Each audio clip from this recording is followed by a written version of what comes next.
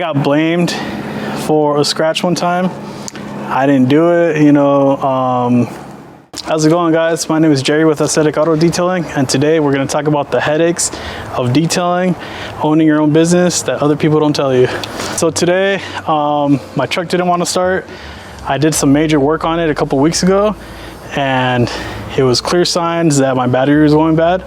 So we did all the tests, this and that. Wasn't holding a charge.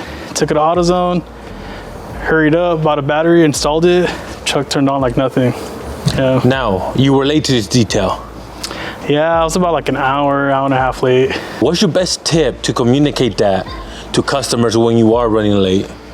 I would say just be honest. Luckily, this client, he owns his own business. He was working. He wasn't home. He laid out all the vehicles out for me. So I was trying to get here around 12 to 1 p.m. I ended up getting here just about 2 o'clock, and I let him know right away, hey, I apologize. I need to swap out my battery really quick. I'll head over right after. He said, okay. His exact words were, okay, no stress. And then I let him know that I was on my way, hurried up, got straight to work, and took care of it. All right, Jerry, talking about headaches, talking about equipment.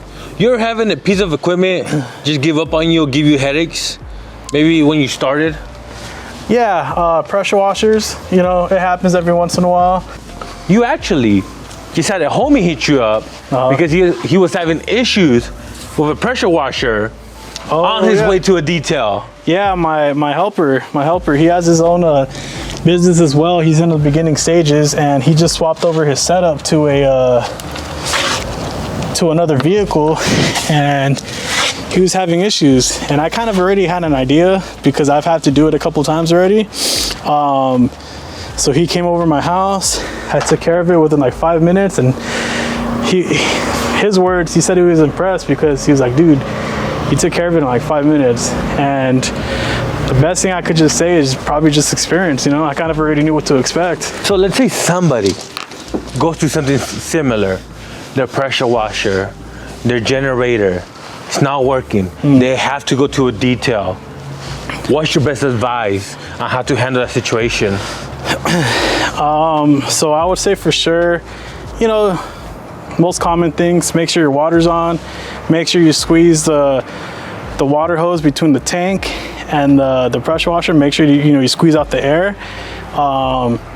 Try to do always do a test as soon as you set it up to make sure it works, because the very first time I did that, I didn't run a little test. So when I pulled up to a client's house, I was there trying to figure it out. I wasted like a good 20 minutes doing it, but I figured it out. So I'll suggest to do that, and then never be afraid to ask for help. So pretty much troubleshoot it. Yep. If you can't figure it out, ask for help. Exactly. What's the third option? Worst case scenario? Go get something new? Yeah, worst case scenario. Never want to do that, but hey, time is money sometimes. All right, Jerry. So talking about headaches, I'm sure it's happened in everybody's career, a mistake with a detail. Maybe, I don't know, just saying, I'm not saying you did this, but let's say a scratch, missed a spot, damaged something, Yeah. Have you ever had to deal with something like that? Yeah, just about, all of the above. I got blamed for a scratch one time. I didn't do it, just an ugly situation. I tried to make it better, but they just didn't work out, So I'm very big on, my client satisfaction, and that just didn't work out. It is what it is. Spots missed, that's happened too. Sometimes it's usually just minor, but I understand where, the client, they paid good money for it and they wanted to be, spotless. That situation, it was actually when I first started out. I remember I was talking to this lady, telling her, I just started my business. She was giving me props. She was like so happy for me. Oh my God, that's great. Now, not a lot of people take the leap of faith, all this stuff. And we ended up not, I guess, wiping down the back area behind the back seats. And she ended up sending me like 5 pictures. She was just saying, oh my God, I can't believe you guys missed the spot. Just like going off on me. And I offered to like turn around, and I told her like, oh, I'll head back over right now. And she just said like, no, it's fine. I took care of it already. But I thought it was kind of funny in that situation, because I was thinking to myself like, dude, you were just giving me like all this praise, you know, telling me to keep on going, try hard no matter what people say. She turned around doing that, you know. That was probably like the biggest situation right there. Everything else has been minor. I always offer to touch things up. I'm not gonna charge them for something that, you know, that was my fault. So yeah. Got it. But you know, when a customer reaches out, they're a little angry, they're a little bit emotional. Yeah. It's very easy to get emotional back, you know, defensive. Yeah. How do you handle that?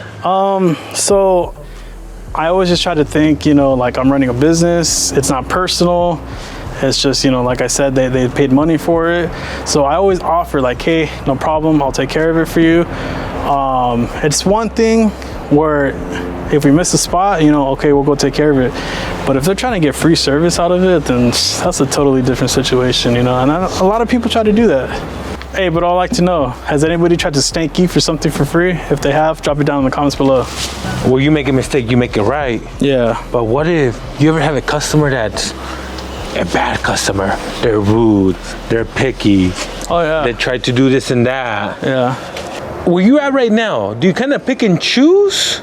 Just about, yeah. Yeah, I pick and choose. I know there's a difference between, you know, being picky because like you paid for something. I understand that.